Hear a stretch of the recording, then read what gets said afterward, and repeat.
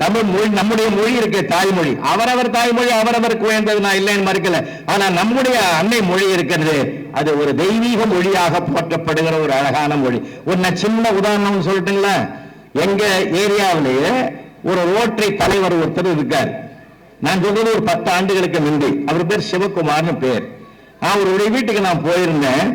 அவர் சொன்னார், பையன், அவருடைய பையன் பேர் சாம்பசிவம். சாம்பு இந்த வாடான்னார்.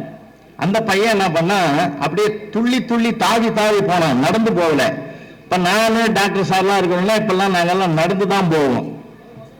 காரணம் என்னன்னா, நாங்க தூளியில போட்டு குழந்தை பருவத்தில் வளர்க்கப்பட்டவர்கள், இறங்கி அப்படித்தான் மெதுவா போவோம்.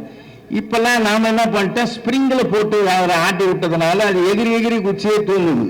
அதனால இறங்கி போகும்போது அப்படியே எகிரி எகிரி குச்சி போகுது. நீங்க பல பசங்க அப்படித்தான் போறோம்.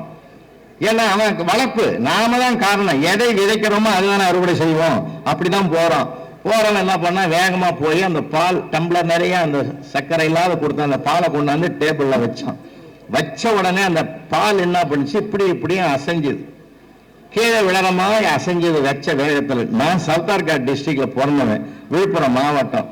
நான் யதார்த்தமா சொன்னேன், டேய் தம்பி, பால் ஆடுகிறான்னு. போனவன் திரும்பி வந்து சொன்னான், சார் இல்ல மாமா, அது மாடுதுன்னா.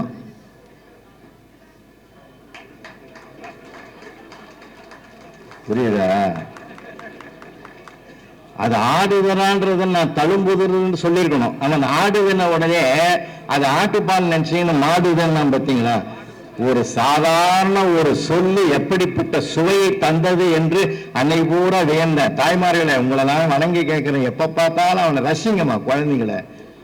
குழந்தைகளை திட்டாதீர்கள், குழந்தைகள் வைரங்கள், திட்டாதீர்கள், தீட்டுங்கள் என்பதுதான் என்னுடைய அன்பான வேண்டுகோள்.